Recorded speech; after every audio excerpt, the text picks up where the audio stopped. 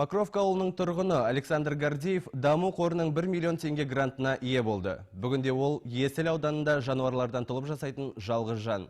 Болашақта шебер өз жеке шеберханасын ашуды көздеп отыр. Тақырыпты тілшіміз тарқатады.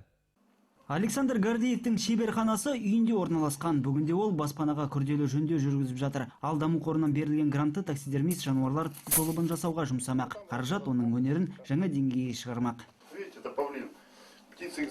Мен қазіргі уақытта тауыз құсының тұлыбын жасап жатырмын. Бұл құс біздің жақта мекен етпейді. Бұрын мен тек қана қарапайым құстарды жасайтынмын. Ал тауыз құсын жасау оңай іс емес. Оның әдемілігін бере білу керек. Александр Гордеев аң-құстың тұлыбын жасау ісімен 10 жыл бойы айналысып келеді. Осы аралықта кәсіптің тереңіне бойлай білді. Оның айтуынша таксидермист болу үшін зоология, ветеринария, экология және химия ілімдерін жетік білу қажет. Таксидермист болу үшін қолдың ыңғайы болу қажет. Сонда ғана ісің нәтижелі болады. Мұнда ең бастысы қырағылық, шыдамдылық әрі көздің дәлдігі керек.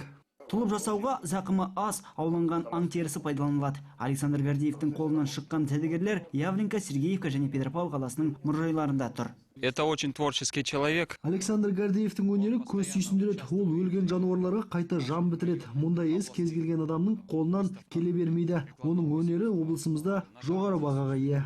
Таксидермист шеберханасын мүсінші студиясымен теңестіруге болады. Бұл қабанның бас сүйегі. Ол құрылыс көбігімен толтырылады. Кейін қабанның терісі қапталанып, боялады және подиумға қойылады. Кәсіптің бұл түрімен айналысу оңай емес, өйткені қажетті материалдар қымбат тұрады. Жақында берілген грант арқасында Александр Гордеев көптен ойында жүрген ниеттерін іске асырмақ. Аманжол Нұртазин, Ләззат Салықова, Азамат Жантурин, ақпарат.